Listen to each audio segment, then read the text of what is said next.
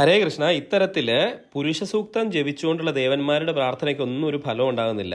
തുടർന്ന് ബ്രഹ്മദേവൻ ഭഗവാൻ വിഷ്ണുവിനെ ധ്യാനിക്കുമ്പം ഭഗവാൻ വിഷ്ണുവിൻ്റെ ഭാഗത്തുനിന്ന് ഒരു സന്ദേശം വരുന്നു. അത് ഇപ്രകാരമാണ്. ഇത് വേദങ്ങളെല്ലാം കൈമാറ്റം ചെയ്യപ്പെടുന്നത് ഹൃദയത്തിൽ നിന്ന് ഹൃദയത്തിലേക്കാണ് കേട്ടോ. അതായത് ആദ്യം മഹാവിഷ്ണു ഭഗവാനിൽ നിന്ന് ബ്രഹ്മാവിൻ്റെ ഹൃദയത്തിലേക്ക് കൈമാറ്റം ചെയ്യപ്പെടുന്നു. ബ്രഹ്മഹൃദയത്തിൽ നിന്നാണ് അത് ദേവന്മാരിലേക്കും, ദേവന്മാരിൽ നിന്ന് അത് ഋഷികളിലേക്കും, ഋഷികളിൽ നിന്ന് അതിന് യോഗ്യരായിട്ടുള്ള മനുഷ്യരിലേക്കും എത്തുന്നു എന്നാണ് പറയപ്പെടുക. അപ്പോൾ ഹൃദയത്തിൽ നിന്ന് ഹൃദയത്തിലേക്കുള്ള കൈമാറ്റമാണ്. ഇന്നത്തെ പോലെ പുസ്തകങ്ങളോ ബുക്കുകളോ ഒന്നും ഇല്ല അന്നത്തെ കാലത്ത്. അപ്പോൾ ഇതാണ് അതിൻ്റെ ഒരു കൺസെപ്റ്റ് എന്ന് പറയുക. അപ്പം ഉടനെ തന്നെ ഭഗവാൻ യദുകുലത്തിൽ വന്ന് ജനിക്കാൻ പോവുകയാണ്.